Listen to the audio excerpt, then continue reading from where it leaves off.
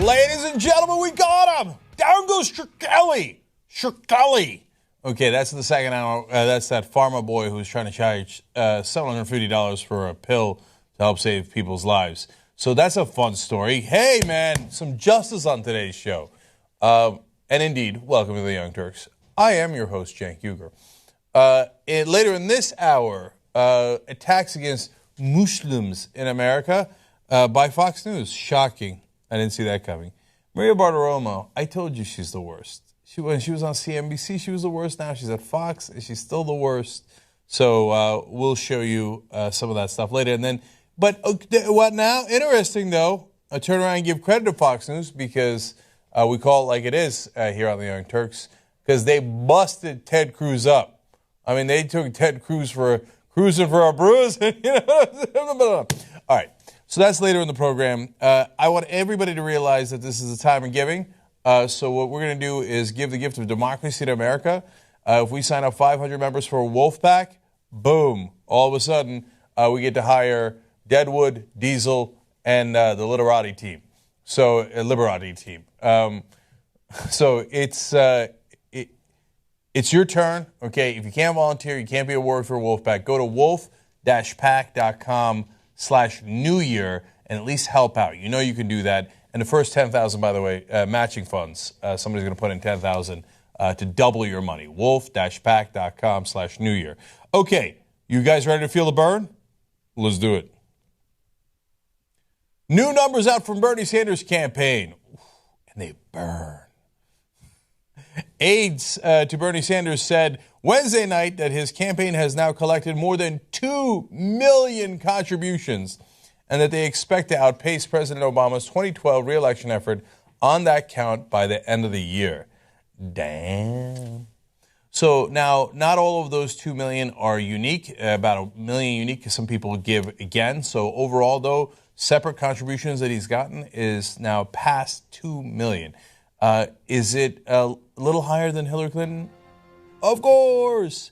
Now, obviously, the Republicans are very populist, though. They're not supported by rich donors. They're supported by the American people, right?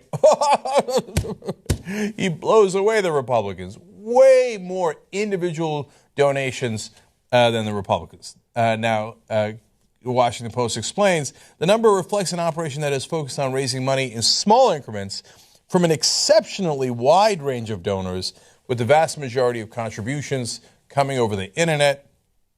As of Wednesday, the average donation to Sanders' campaign was less than $30, aides said. That is amazing, man.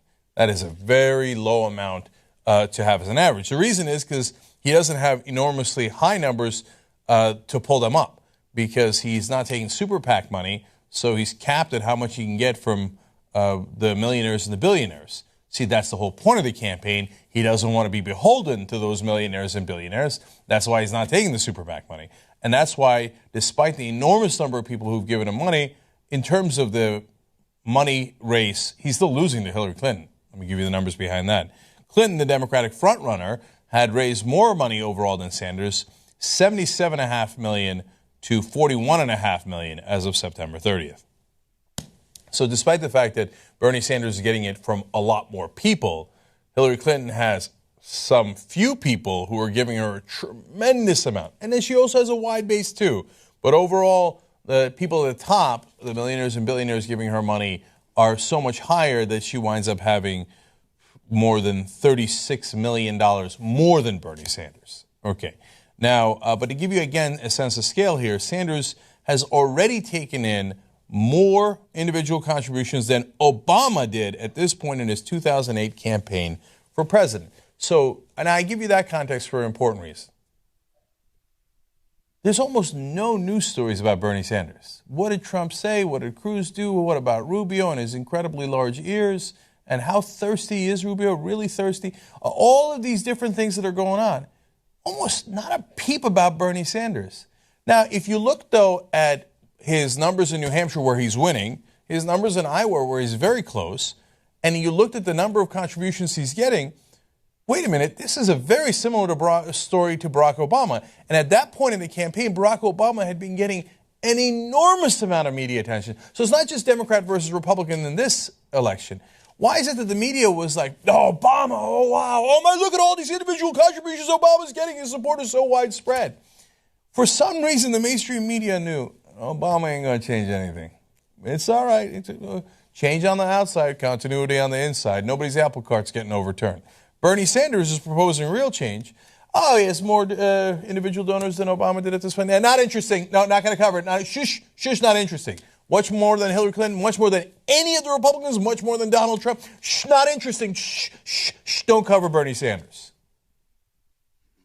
Well, look, the internet exists, and he's getting a lot of his contributions, of course, online as well. So sad day for the TV media.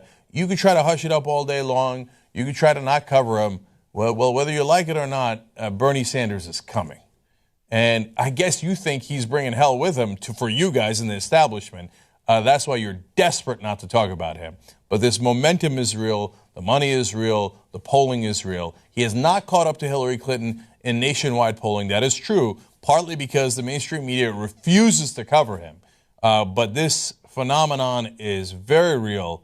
And I think that even at some point, especially as Iowa and New Hampshire approaches, the mainstream media is going to be like, ow, ooh, that's a little hot around here. What happened? Oh, I'm feeling the burn. Yes. Congratulations to Senator Bernie Sanders. I feel skepticism. Maybe here. we want to cut this out later, but it doesn't matter. And not because I'm against what he's talking about. I'm against his actual real change and the clarity that he's presenting, all of his points that we all like. Secretary of State, former Secretary of State Hillary Clinton, 51-40 in Democratic caucuses, 51-42 Quinnipiac. Let me see. What else do we have? Wait, 66% of likely Democratic caucus participants said they've made up their minds. Oh, it's over. Not even listening anymore. Up from 63% just last month in November. Women are jumping on with Hillary 2-1. Women's support are 59-32, basically. Men back Sanders 52-39. So this is the thing. But overall, 66% of Democratic participants have made up their minds. This is great and good, and I love it. But it doesn't matter. I've said this from the beginning. Before Bernie got in, I was like, this is over. This is over. And the reason is because we have this thoughtful Democratic mindset or voting bloc. Oh, and women. Oh, and minorities. Oh, and people who think and listen to debates. We're not doing any of that. We've gone straight to, oh, but her name is Hillary Clinton. You remember Bill Clinton? Oh, yeah, she was Secretary of State. Oh, remember Hillary Clinton? Oh, first woman president? Let's do it. And we're not thinking anymore. So it doesn't matter how many different millions of people he has given. And I was bitter about this in the meeting all morning. It's one reason why I jumped on now. It doesn't matter. It doesn't matter. Congratulations, Bernie. We love you, and we're not going to vote for you. That's what we're saying to him. And I hope I'm wrong. But we love you, but we hate you. Is what's okay, so I'd like to say several things. First of all, boo. Second of all, Jesus, cut his mic.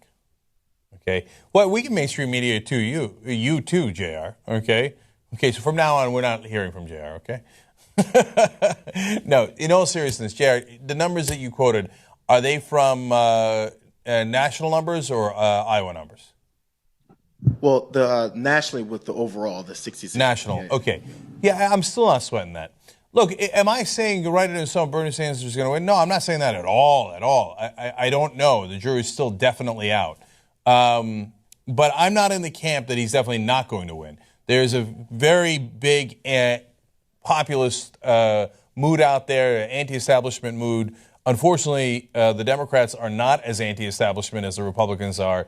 A lot of Democrats get scared and go, okay, where's my establishment protector? But look, the reason why the mainstream media not covering him makes an enormous difference is because not a lot of people know him. For the reasons that Jayar stated, they know the Clintons. Clinton, I know the name Clinton, Bill Clinton, Hillary Clinton, Secretary of State. Just like you said, Jayar, they know. That's why the Democratic Party buries the debates.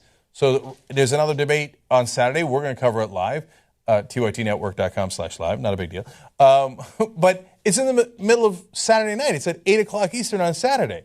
So you think it's an accident they put that there? That's the second debate in a row that they've got on Saturday night. They had another forum that was on Friday night. No, they're burying this because Debbie Wasserman Schultz used to work for Hillary Clinton and still does. So they know that with the name recognition, Hillary Clinton's likely to win if you just don't hear from Bernie Sanders. Now, the rest of the media hates Bernie Sanders because they think he'd bring about real change. And so they make all the excuses in the world. Not enough money. That's not true. Not enough donors. Not true. Not enough polling. Not true. None of it is true. He's calls himself a socialist, so he can't win. But wait a minute. How do you know that? The polling and the donors indicate that he can win. So that's just your opinion, man. No, I'm going to call him a radical. I don't want to hear from him. I'm not going to cover any stories about him. And so all of this leads to, that name recognition at this point is winning, Jayar. But that doesn't mean that it will in the end, because then there's a lot more attention as we get closer to the actual voting in Iowa and New Hampshire. But it puts him at a significant disadvantage. I totally understand that and recognize that. Maybe you should feel the burn, though. All of a sudden, it's coming. Suddenly not feeling it. All right, that's a little uncomfortable. So. But notice that, as always, the Monster product's indestructible. It didn't affect the Monster headphones at all. Okay, still glowing. Monster Superstar, you can't break that. That's a little boombox that's indestructible. Monsterproducts.com/TYT. What? Last small thing. We talked about Hollywood. Oh, Hollywood. And, conservatives and Republicans hate Hollywood. Oh, they're always with the buck and libs. And then, Hollywood is backing Hillary. Oh, Hillary. We thought we had these smart Hollywood types that think things through. No, they don't think either. Nobody thinks. We'll stop overestimating the intelligence of Democratic voters. No, but there's a lot of Hollywood that's in Bernie's camp. Your skepticism is not misplaced. And you're, unfortunately, given the odds right now, likely to be right. But you're over-skeptical. There are a lot of people in Hollywood. My guess is Bernie Sanders would win a poll in Hollywood between Bernie Sanders and Hillary Clinton. You're right. Name recognition is gigantic. You're right. They're trying to keep his name down and his, the policy positions down so people don't find out about it. It didn't work in the case of Barack Obama, but the media helped him. The media is not helping Bernie Sanders. It's a huge, huge difference. But at this point, Obama's numbers and Sanders' numbers were not that different, and Obama did come back from behind and beat Hillary Clinton. So is it possible? It's definitely possible. Okay. All right, there you go. So when you go to monsterproducts.com/TYT, you get $40 off a Monster Superstar. I mean, I haven't said a word, okay? I haven't said a word, but I'm saying that monsterproducts.com/TYT does get you those wonderful Monster headphones along with the Superstar. So just check that out. Just randomly throwing that out there. It's not like they're a sponsor. Oh, right, they are. Okay. Bernie got the money. We're trying to get the money. All right, let's move forward. All right, let's go to Donald Trump. It turns out Donald Trump and Vladimir Putin have a bit of a man crush on one another. Well, Donald started the romance, or bromance, when he said earlier, I think I would at the same time get along very well with him, referring to Putin. He does not like Obama at all. He doesn't respect Obama at all, and I'm sure that Obama doesn't like him very much.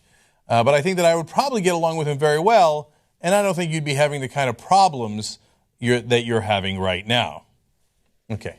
This guy's so crazy, man. So you're getting along with Putin, who is not a very strong ally of ours. We often disagree, especially on Ukraine. We have massive, massive disagreements. When he goes and then bombs Assad's enemies that are not ISIS, we have significant disagreements with him in Syria as well.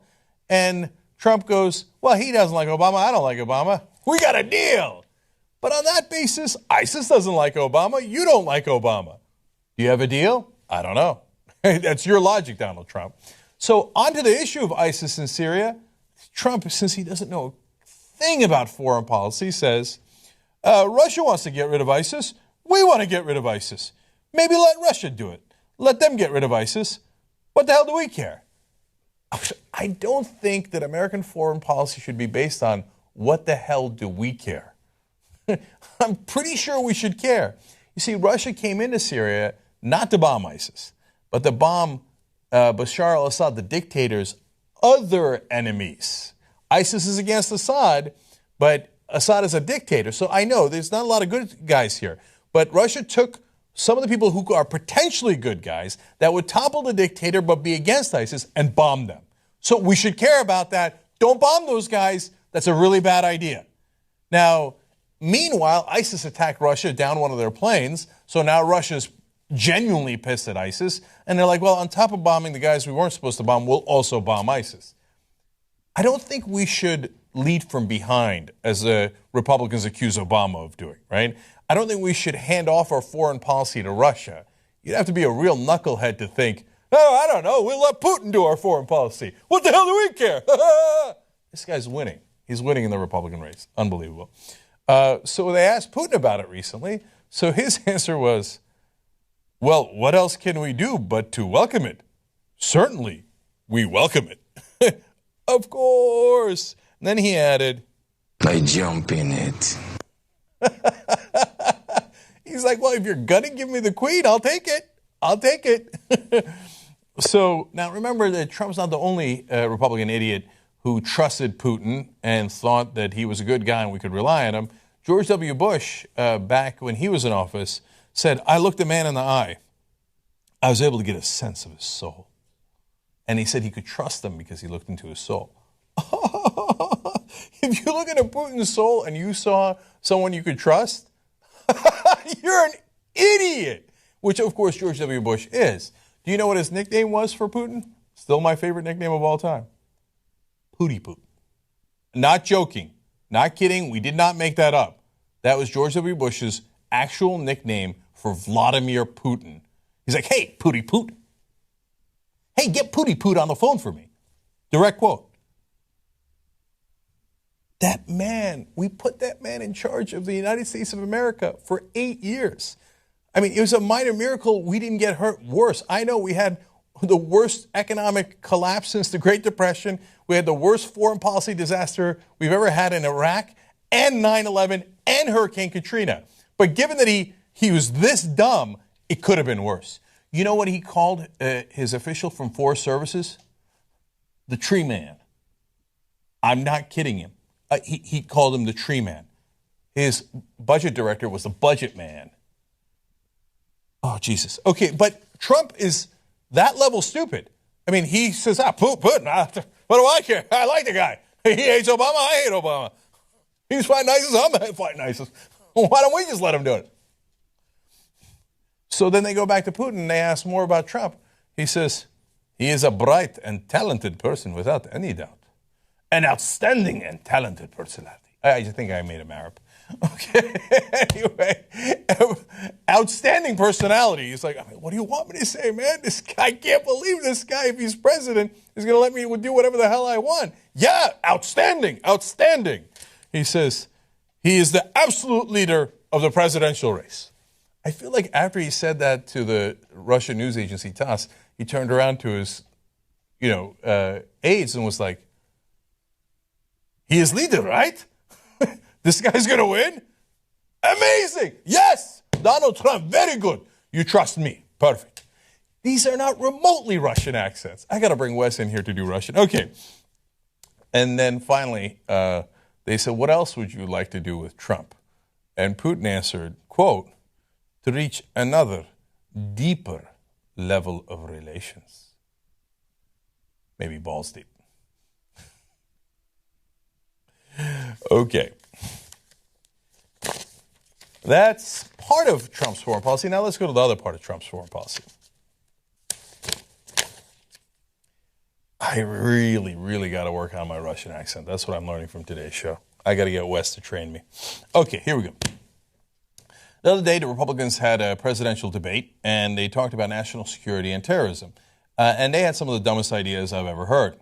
So first of all, both Ben Carson and Ted Cruz said the key to beating ISIS was to say the words radical Islamic terrorists. Now, you tell me that's a real strategy? Like that, if you're president, that you're going to say those particular words in a row and you think that's going to help you beat ISIS? How could anybody be that profoundly stupid? Like, okay, guys, let's try it, okay? Let's see if it works. We'll say it 3 times in a row because people say, oh, just say it. If we just had the courage to say it, we would win. So I will accommodate you. Let's say it together, and then we'll click our heels, okay? Radical Islamic terrorists, radical Islamic terrorists, radical Islamic terrorists. Oh, my God. It worked. ISIS collapsed. Children. Really, you think that's going to work? We have to have the courage to call it what it is. That's easy, dude. That's not the problem. The problem is, how do you get rid of them on the ground? Oh, we dropped bombs on them. But we dropped 9,000 bombs on them. 1,000 different people said radical Islamic terrorists, and it still didn't work. That's an incredibly dumb strategy. Let's come up with a smart strategy. No, they're not going to do that. First, we start with Ben Carson. Okay, yes, but what is your specific strategy? What are you actually going to do? And he says, oh, what Obama did is he's a weakling and it was very ineffectual. What should we do? We should do the, quote, the same kind of thing we did with Sinjar. Now, our campaign in Sinjar was successful. Now, maybe a little overhyped in its success, but they use a combination of special forces and other tactics to win in Sinjar. Do you know who did that strategy? Obama. He's in charge. He's the commander-in-chief. He authorized that strategy.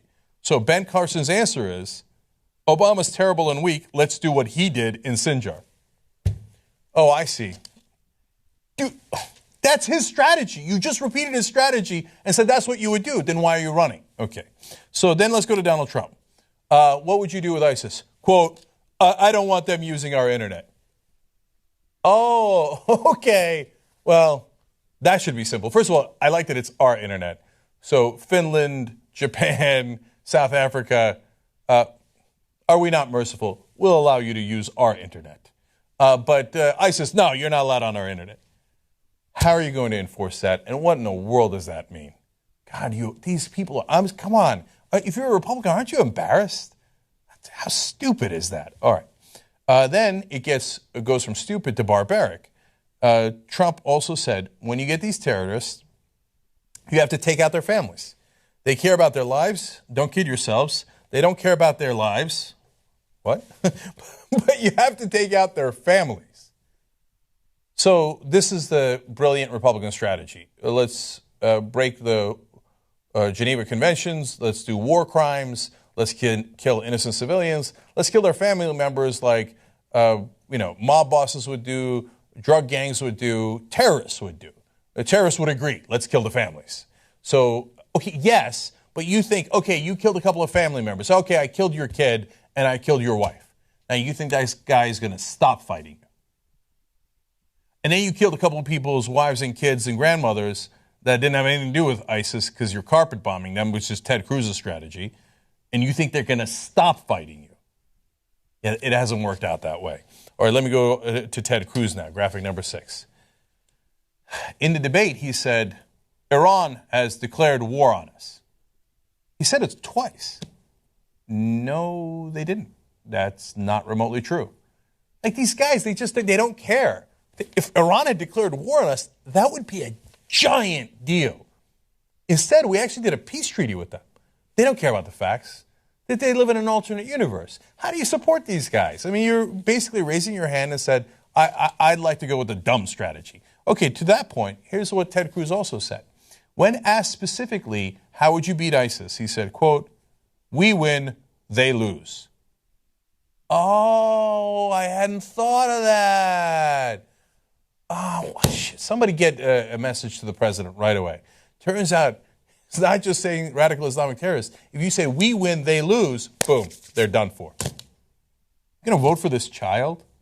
He went on to say, we will utterly destroy them by targeting the bad guys. What are you, 5? Oh, I see. We're going to target the bad guys and not the good guys, and we're going to utterly destroy them. These are not strategies. These are the ramblings of madmen. So back to Trump now. He's got another terrific strategy on national security and ISIS. Our country doesn't win anymore. This is what he said at the end of the debate. Nothing works in our country. If I'm elected president, we will win again. We will win a lot. We will have a great, great country. If a third grader handed this in as part of a homework assignment, I don't know if he'd fail, but the best he's going to do is a C-, right? Mrs. Drummond, we will have a great, great country. We will win. They will lose. We will win a lot. You'd be like, oh, dude, that's so embarrassing. Your kid's such a dumbass. This guy's running for president. All of these guys are running for president. Which one is dumb? Which one is dumber? Which one is the dumbest? I don't know. You tell me. But it ain't pretty. We win, they lose. Okay. This is the debate they're having. One idiot says, we win, they lose. The other one says, oh, yeah? I won't just win. I'll win a lot. Ooh, oh, yeah. Wait a minute. Yeah. Maybe I should run as a Republican. You know, I could do, if I hadn't actually done all this, the right things, if I'd stayed a Republican, remember when I was younger, I was a Republican, I could do this. I could do this all day long. I could probably do it better than that. ISIS. You know me, here's where I go. ISIS, I'd break their back and drink their spinal fluid. I'd crush them. They're bad guys. Radical, Islamic, terrorist. Got them. If I'm in charge, we will be strong. Right now, we are weak. But we will rise up. We won't be just great. We'll be fantastic. You think it wouldn't work? There's some chance I could catch Trump now if I start punking him. Okay, all right. Let's move forward. All right, back on the Young Turks. Bunch of good tweets here. The Chris Lapaco writes, did we beat the mob by killing the mobsters' families, or did we offer the families a nice house and a new identity? Okay, that's right. And this is the point we used to make all the time back during the torture debates. We got excellent information out of the Nazis by bringing them to Alabama, playing ping pong with them, and taking them to steak dinners. Is that because we wanted to treat the Nazis nice? No. Is there anybody on earth that deserved worse treatment than they're getting in Guantanamo? It was the Nazis. No, we did it because then they go, you are a friend. I give you kartoffel salat and all the information you need. Jeez. Yeah, okay. That's the way it works. Yes. Brandon2479 says, apparently right-wingers only care about religious freedom when they have to bake a gay wedding cake. Yeah. Religious freedom for you to get sworn in on the Quran? No. Religious freedom is for me to not bake cakes for gays. Mr. Red Penguin says, does Fox Business ever cover business news? Correct answer, no. Never. Not interested. I know I'm a little late in my comment on this, but gay wedding cake sounds funny. Like it only likes to have sex with other wedding cakes. Doesn't like to fornicate with cupcakes or any other pastry. But on the other hand, if wedding cakes had sex, it might be delicious. Right? Yeah. That's not a bad idea. I mean, well. Think about it.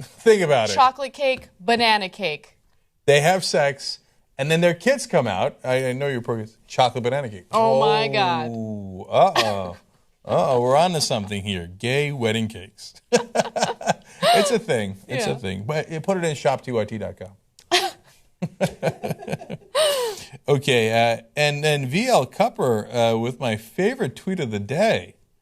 Cenk is so goddamn cute in classes. Hashtag MadSL promo. Dude, I told you, you look better in glasses. You think so? Yes, you do. Edwin, get me my glasses for my office. I don't know about all that, but thank you. I appreciate it. All right. Look, I got to tell you about a couple of quick things, okay? Number one, this Saturday, 7:45 p.m. Eastern, debate coverage. Anna's going to be here. I'm going to be here. Jimmy's going to be here.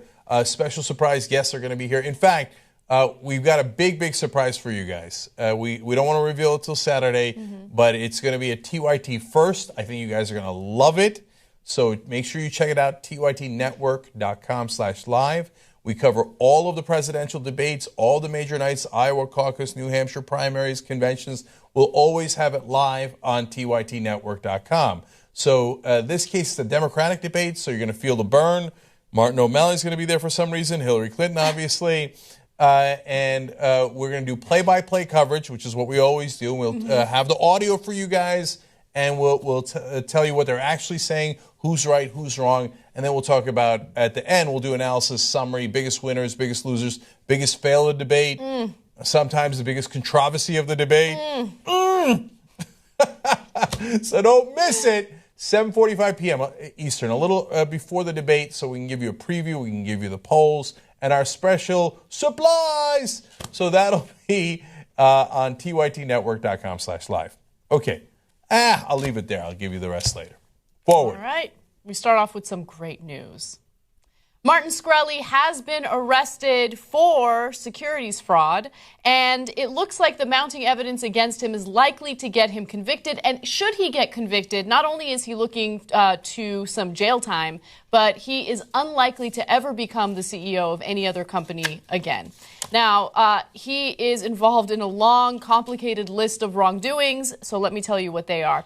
Prosecutors in Brooklyn charged him with illegally taking assets from Retrofin Inc., a biotechnology firm he started in 2011, and then using it to pay debts from unrelated business dealings. He was later ousted from the company where he'd been chief executive officer and sued by its board.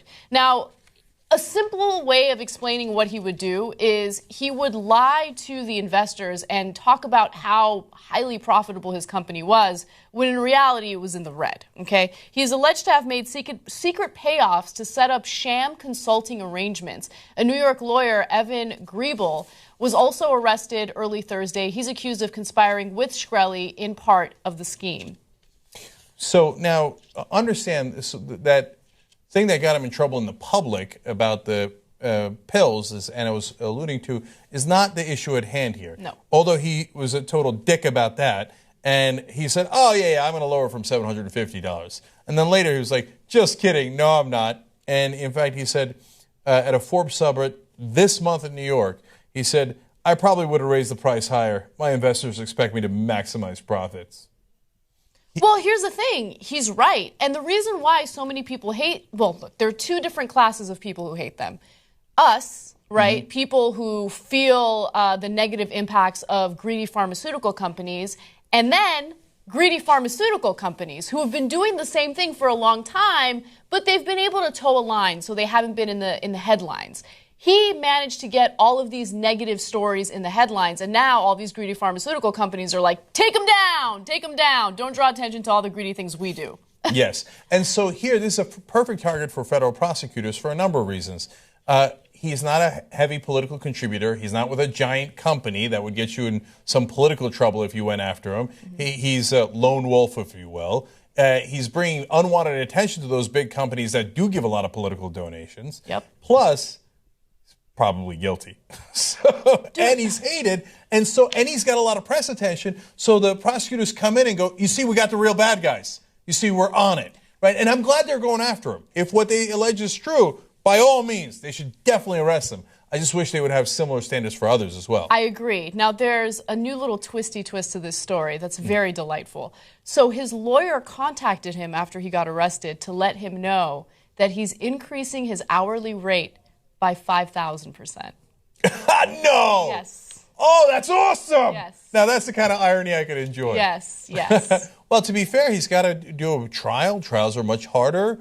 And, Shkreli raised the pill because you needed to live, so what are you going to do? You got to pay the price, right? I guess now you need your lawyer for your freedom, so, he's got you by the balls. That's your own strategy. So I'd be surprised if the lawyer did that, but I like the story either way. Yeah, no. The lawyer, it was confirmed by the lawyer to the press. So, he was charging $1,200 an hour, which is still pretty pricey, but now he's up to like $6,000, $7,000 an hour. Oh, so 5 times more. Okay. Yeah. All right. That's awesome. Yeah. Did I say 5,000% or 5 times 5,000 times? 500%. It doesn't matter. Okay, 5 times as much. Yeah. Basically, he's doing the same thing to Shkreli that he did with the toxoplasmosis drug, right, increasing the price. Now, just to give you some more details, because, again, it's a long list of things that he did. Authorities outlined years of investment losses and lies that he allegedly told his investors almost from the moment that he began managing money.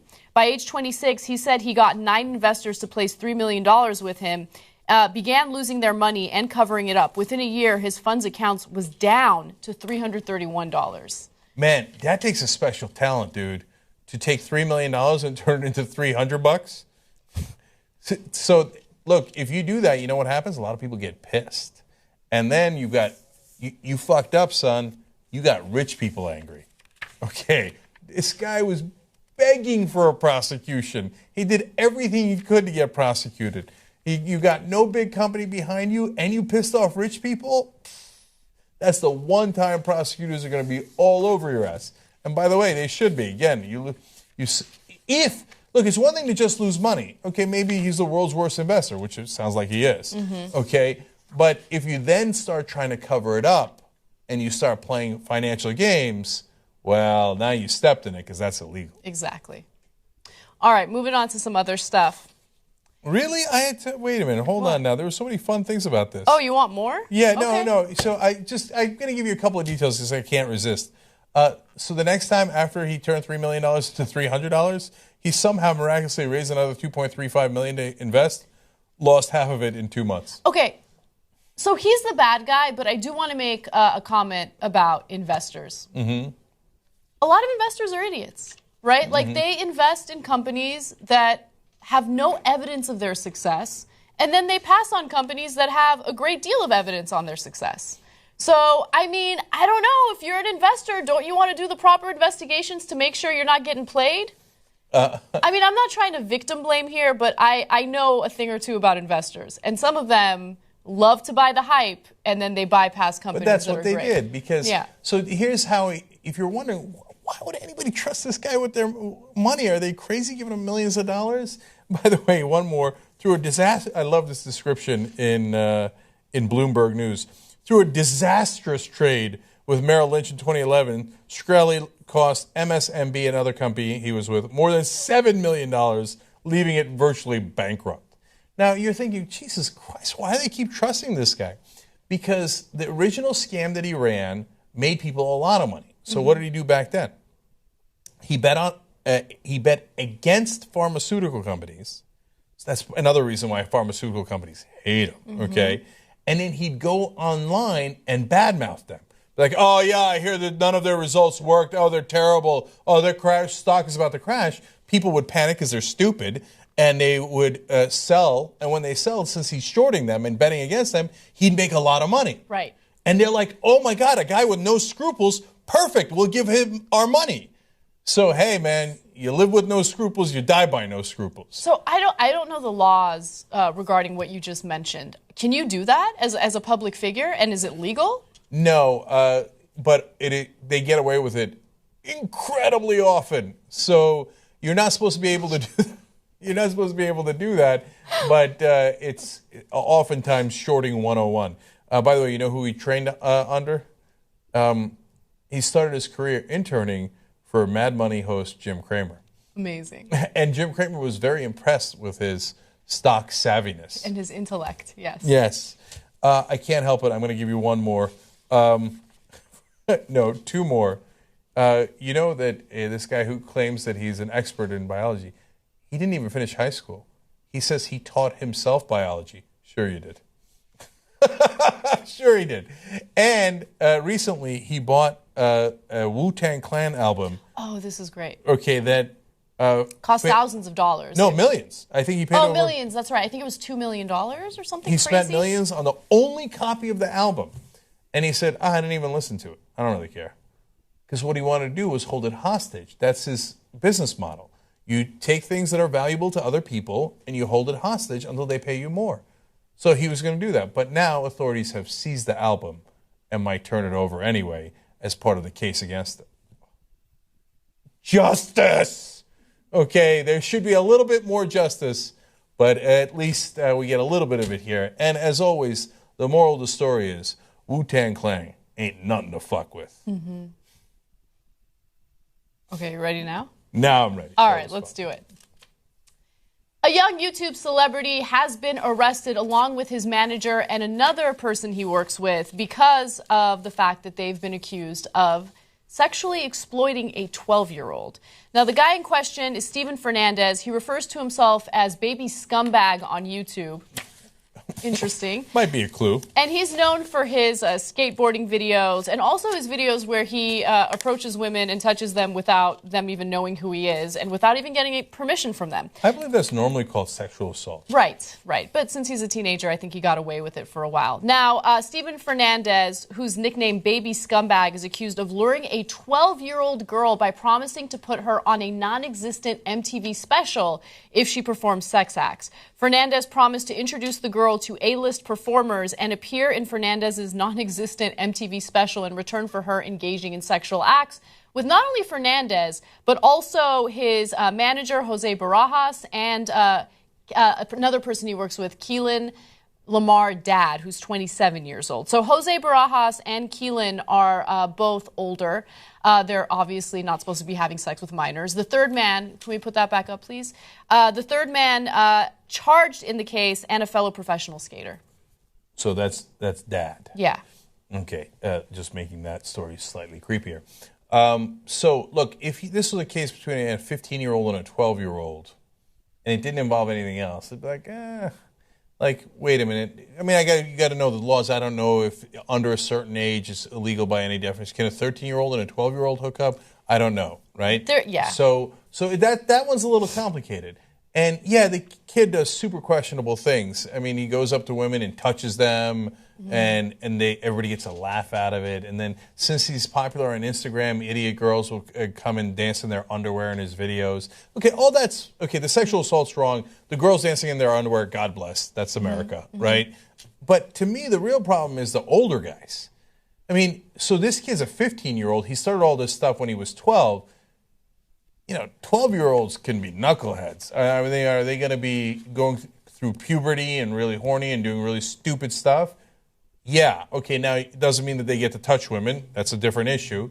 But who's encouraging this guy? Who's teaching him, hey, it's okay to touch random women in sexual places when they didn't allow that? Right. Who's saying, hey, help us get a 12-year-old in a van? So to me, the adults in the story are much worse. That's exactly right. I mean, first of all, the adults are not supposed to be having sex with a 12-year-old. That's having sex with a minor.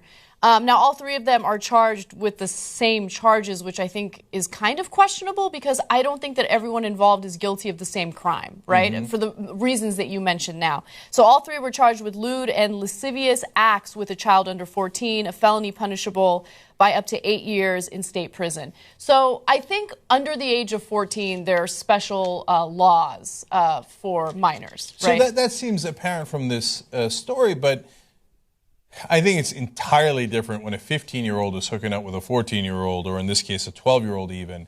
So yeah, the law is the law, and they'll have to. But he's also a minor, right? So that issue is complicated. A 27-year-old hooking up with a 12-year-old after he enabled, even if he didn't just put him up to it, but at the very least enabled a 15-year-old to get her into a van so that he could hook up with her. That is not at all complicated. That is a serious, serious crime. It's disgusting. By the way, I mean, look, the 12-year-old in this story is a victim. Authorities think that there might actually be more girls who fell victim to the same, exploitation.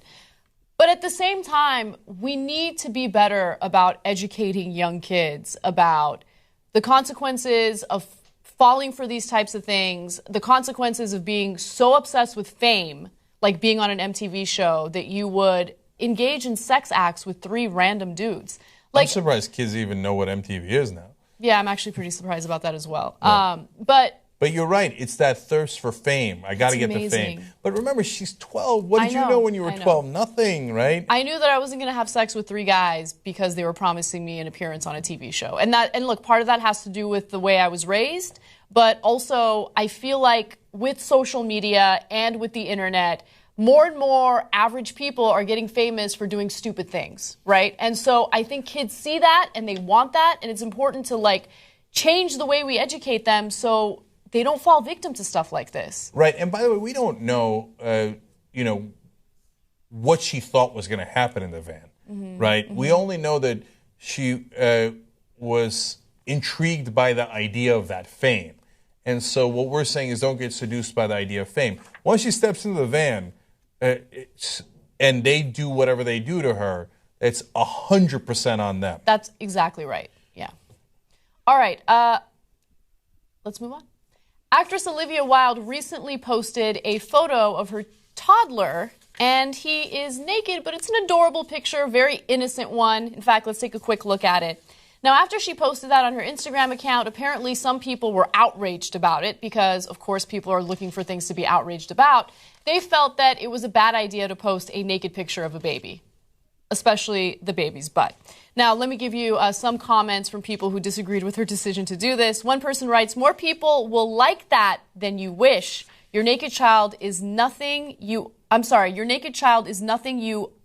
in the World Wide Web where it stays forever."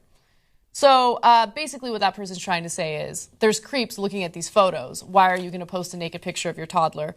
Why post naked pictures of your child? So many psychos out there. So people disagreed with this. Yeah.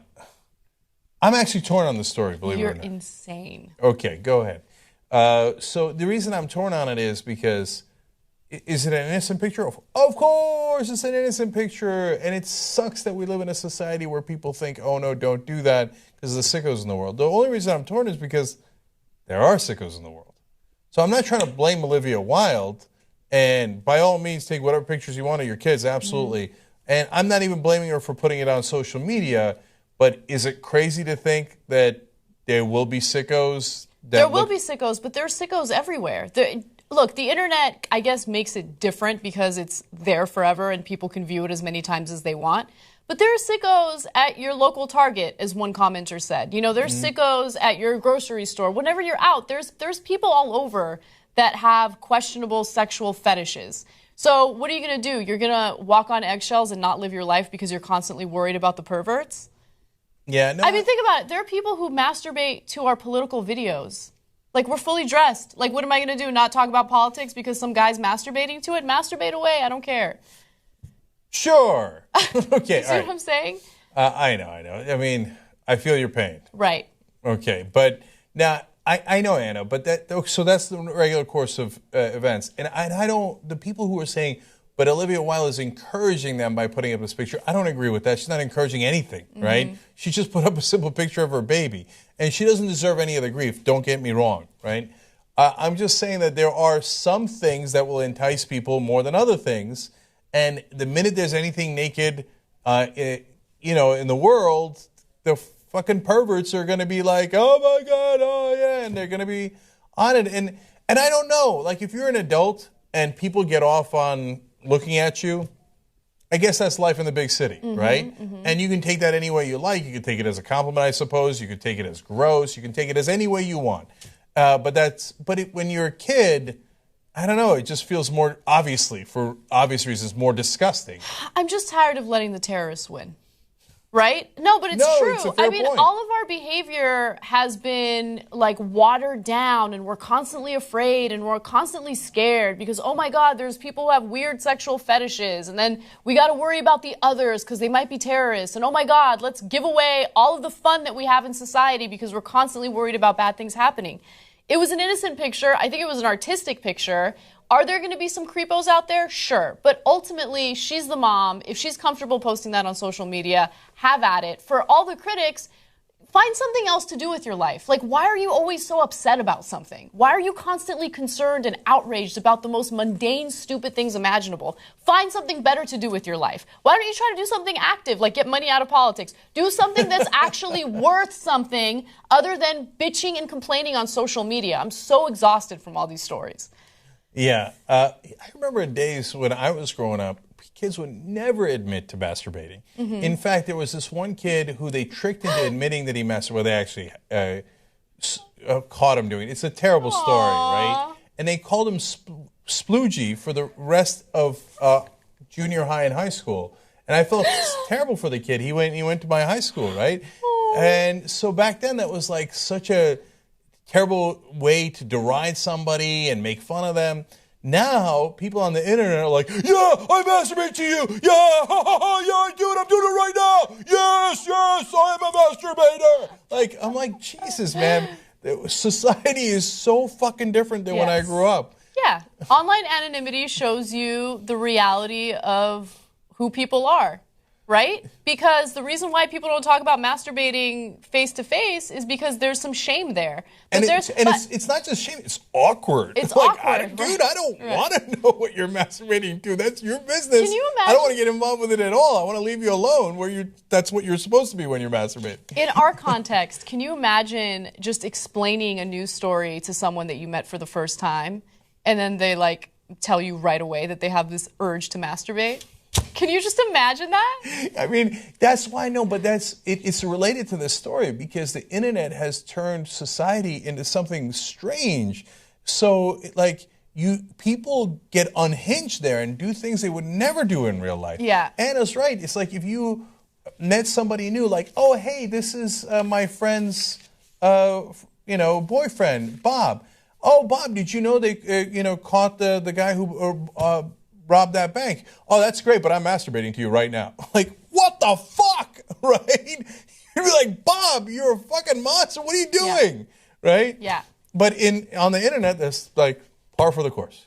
I know, it's amazing. I'm just so tired of like having to second guess everything I do online or post online because I'm worried that there's going to be some weird anonymous group of people that are going to be outraged by it. Right? Yeah. So it's just live your lives, okay? Don't be worried about the outrage machine on social media. They're just looking for things to nitpick, and nitpicking an adorable toddler picture is ridiculous. By the way, just for the record, and I've talked about this before, I'm not a huge fan of posting a ton of pictures of your kids online just because there's like no consent there. So like by the time your kid's an adult and can understand what's going on, there's like this huge digital trail of their life. And they had nothing to do with it. But, I mean, look, it's the parents' decision. If they want to do it, do it. We did have a poll, and we have one right now on the app. Was it wrong of Olivia Wilde to post a picture of her toddler's naked backside on Instagram? And right now, the audience seems to be agreeing with Anna, 81% saying no, although, there's a couple hundred votes. But curious to hear what you think. I don't want Anna to bully you, okay? Have your real opinion, although some of you probably would enjoy that. Okay, I'm just imagining a different world. Like, I just got an email today from a guy who claims that he's a submissive and he'd like to be dominated by me. Okay, of course. Yeah. Of course. Yeah. But at this point, that's the least surprising thing I've ever heard. I know. So imagine if in the old world, like, this is Tom Brokaw for NBC News. Hey, Tom, I'm jerking off to you. Like, what the fuck? It's a brave new world. Brave new world indeed. Okay.